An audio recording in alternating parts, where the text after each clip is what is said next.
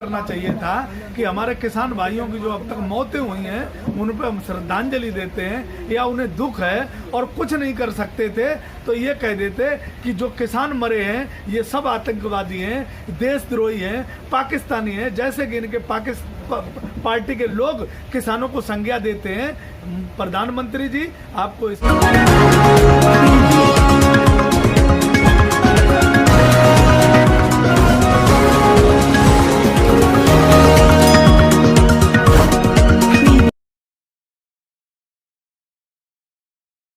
India में आपका हार्दिक स्वागत है। आज हम गाजीपुर और आज दुख के साथ मैं आज रिपोर्टिंग कर रहा हूं। जिस अन्नदाता को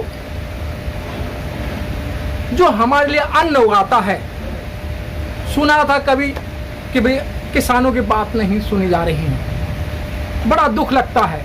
अब बात ही नहीं सुनी जा रही बल्कि अब किसानों पर गाड़ी चढ़ाई जा रही है, उन पे गाड़ी चढ़ाई जा रही हैं। साथियों, आज अगर ये लोग जो गाड़ी चढ़ाने वाले लोग हैं, आज जो इनके पास पैसा है वो इन गरीबों की कमाई का पैसा है। इन्होंने मेहनत नहीं की, आज मोटी मोटी गाड़ियों के अंदर घूम रहे हैं, मोटी मोटी गाड़ियां अपने बच्चों को दे रखी हैं इन्होंने। एक जरा सी बात को लेकर आज किसान खून के आंसू रो रहा है और वो मंजर क्या होगा। इतनी बड़ी तादाद है वहां किसानों की और एक मंत्री का लड़का आता है और किसानों पे गाड़ी चढ़ा देता है। गाड़ी चढ़ाने का नतीजा ये होता है कि वहां मेरे अन्नदाता जो मेरे इस देश के निर्माण करता है उनकी मृत्यु हो जाती है। उसके बाद लड़का गिरफ्तार नहीं होता, उसे भगा दिया जाता है। और जिसका लड़का है जो गृह राज्य मंत्री है वो कहता है मेरा लड़का था ही नहीं। बड़े अफसोस की बात है, आज कानून पे भी उंगलियां उठाई जा रही हैं कि आज ये देश कहां जा रहा है। तो इसी बीच हमारे किसान नेता किशन पाल यादव जी हमारे बीच में हैं और जब से ये घटना घटी है लोगों के आंखों के अंदर आंसू हैं। आज 12वां दिन है लेकिन किसानों ने हिम्मत नहीं आ रही है। आप जितनी गाड़ियां चढ़ानी हैं चढ़ा दो, लेकिन आज किसान मरने के लिए बैठा है। या तो किसान अपनी एमएसपी लेके जाएगा या पहले ही इन्होंने कह दिया है कि हम एक सफेद या जो किसानों का जो तिरंगा है हम उसमें लपेट के जाएंगे। तो किशन पाल जी आपका नेशन न्यूज़ इंडिया में आपका हार्दिक स्वागत है। किशन पाल जी, जिस तरीके से ये जो घटना घटी है,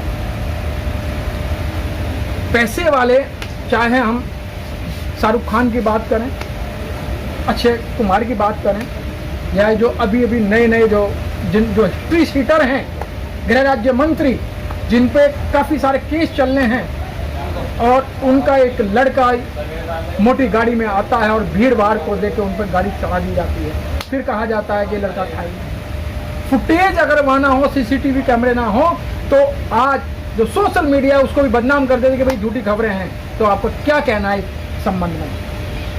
पहले तो मैं अपने शहीद हुए किसानों को सबको श्रद्धांजलि देता हूँ और उनके परिवारों को प्रभु से प्रार्थना करता हूँ कि शक्ति दे ये दुख सहने की।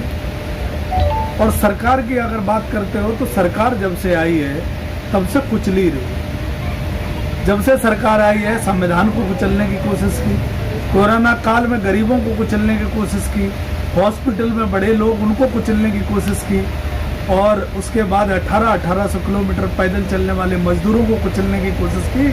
और कोरोना की आड़ में जो लेबर लॉ खत्म किया गया उसमें उनके पेट को कुचलने की कोशिश की।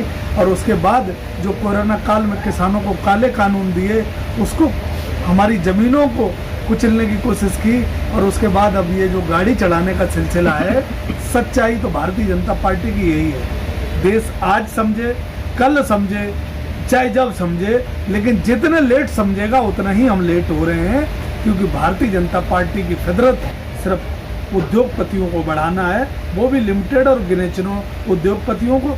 गरीब की पार्टी नहीं, किसान की पार्टी नहीं, मजदूर की पार्टी नहीं, इनसे इनका कोई सरोकार नहीं है। क्योंकि ये बड़े लोग हैं, ये अडानी और अंबानी को सलाम ठोकने वाले और उनकी चमचागिरी और दलाली करने वाले। इतिहास गवाह है कि जब आज़ादी की लड़ाई लड़ी जा रही थी तो ये अंग्रेज़ों के तलवे चाट रहे थे, अंग्रेज़ों की गुलामी कर रहे थे, और हमारे देश और उत्तर प्रदेश को जो हमारे मोदी जी हैं वो ठगने वाले हैं, जो गरीब माँ के बेटे बन के आए थे, गरीबों के बीच में आए थे। हमें ये कहा गया था कि मेरी माँ ने घरों में बर्तन धोए हैं। उत्तर प्रदेश और देश की जनता बेवकूफ़ बन गई, हम सब बेवकूफ़ बन गए। हमारे साथ विश्वासघात किया, हमारे साथ धोखा किया। जैसे इन्होंने पीछे के रास्ते से हमारे ऊपर गाड़ियां चलाई, ऐसे ही हमारे ऊपर मोदी जी ने हमारी भावनाओं को कुचला, हमारी भावनाओं के साथ खेला। हमारे साथ दुख हुआ, एक दुख वो हुआ था, एक दुख ये है कि जो हमारे किसान भाइयों के ऊपर गाड़ी चढ़ाई, आज उनकी जो है आज जो उनकी हम लोग जो है आखिरी अरदास पर बैठे हैं। सुबह से भगवान से प्रार्थना करता हूँ कि उनकी आत्मा को शांति। किशन पाल जी, एक बड़ी विडंबना वाली बात है कि एक तरफ वहाँ किसानों के साथ जो हादसा हुआ वो बड़ा ही दर्दनाक था, लेकिन कुछ लोगों ने उन्हें एक सांत्वना देने के लिए जब उनके पास जा रहे थे, किसी को हाउस अरेस्टिंग कर दिया, किसी को रास्ते में गिरफ्तार कर लिया। क्या एक दूसरे की भावनाओं को भी जानना बेहतर नहीं समझा? देखो, भावनाएं आप किससे जनवाना चाहते हो? मोदी जी को भावनाओं से कोई लेना देना नहीं, क्योंकि वो प्रधानमंत्री बने तो किस रास्ते से बने। आप पत्रकार हो, पुराने पत्रकार हो, आप अच्छी भली भांति जानते हो। बाबा योगी आदित्यनाथ जी उनके नक्शे कदम पे चल रहे हैं। उत्तर प्रदेश की संवैधानिक सारी संस्थाओं को कुचलने के बाद और उत्तर प्रदेश में एक इमरजेंसी लगाने के बाद उत्तर प्रदेश के लोगों को जैसे गुजरात मॉडल दिखा के उत्तर प्रदेश पर गुजरात पे कब्जा किया गया और गुजरात के रास्ते वो प्रधानमंत्री बने, सिर्फ प्रोपेगेंडा फैला के। हमारे बाबा योगी आदित्यनाथ जी उसी भी रास्ते को चल रहे हैं, प्रोपेगेंडा फैला के, लोगों की आवाज़ दबा के। विपक्ष में आप बताओ, विपक्ष में अगर कांग्रेस के नेता और सपा के नेता अगर वहां जाना चाहते थे तो बाबा योगी आदित्यनाथ जी उनकी क्यों आवाज दबाना चाहते, क्या छुपाना चाहते थे जो ये लोग ना जान जाएं? नहीं किशन पाल जी, तो विपक्ष और पक्ष की तो कोई बात ही नहीं आती है। अगर कोई हादसा हो जाता है तो हर एक की एक जिम्मेदारी बनती है कि भाई उसके परिवार में जाके कम से कम, हम ज़्यादा कुछ नहीं कर सकते, सांत्वना तो दे सकते हैं कि जो इस दुख की घड़ी के अंदर जो ये घटना घटी है, बहुत ही दर्दनाक घटना है।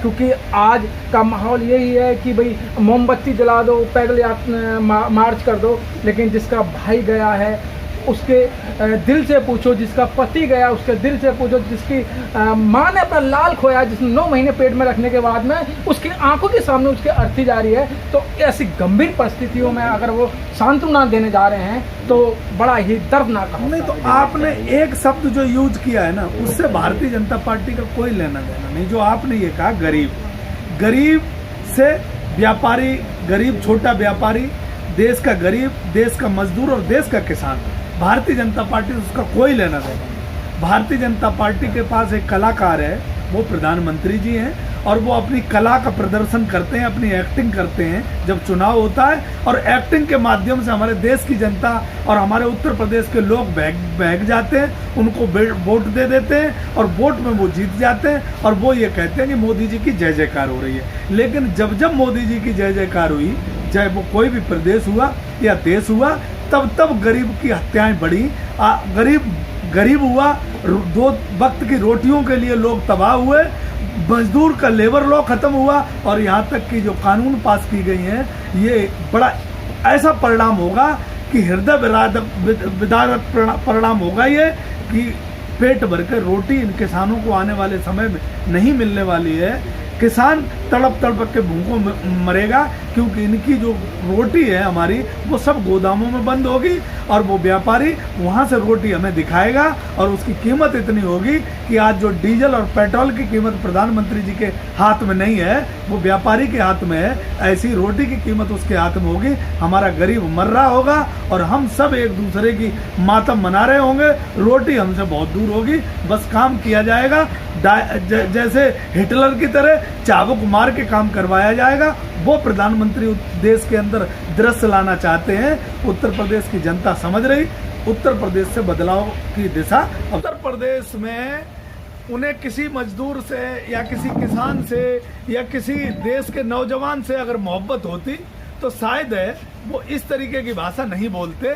लेकिन मुझे लगता है कि प्रधानमंत्री जी देश के प्रधानमंत्री हैं, देश की जनता ने वोट दिया है, किसानों के लिए एक बार हमदर्दी उन्हें दिखानी चाहिए थी और एक ट्वीट करना चाहिए था कि हमारे किसान भाइयों की जो अब तक मौतें हुई हैं उन पर हम श्रद्धांजलि देते हैं या उन्हें दुख है और कुछ नहीं कर सकते थे तो ये कह देते कि जो किसान मरे हैं ये सब आतंकवादी हैं, देशद्रोही हैं, पाकिस्तानी हैं, जैसे कि इनके पार्टी के लोग किसानों को संज्ञा देते हैं। प्रधानमंत्री जी आपको इसलिए प्रधानमंत्री नहीं बनाया था कि आप चुपचाप मौन धारण करते रहो और देश के फिल्मी एक्टरों को अपना इंटरव्यू देते रहो। लेकिन देश आज दुखी है, देश का किसान दुखी है। आप कैसे केला छील के खाते हो, पपीता कैसे खाते हो, आम कैसे खाते हो, इस चीज़ का तो आप बताते हो, लेकिन किसान क्यों मरता है, आत्महत्या क्यों करता है, आंदोलन में बैठ के क्यों अपनी शहादतें दे रहा है, आपने इसके ऊपर 2 शब्द नहीं बोले।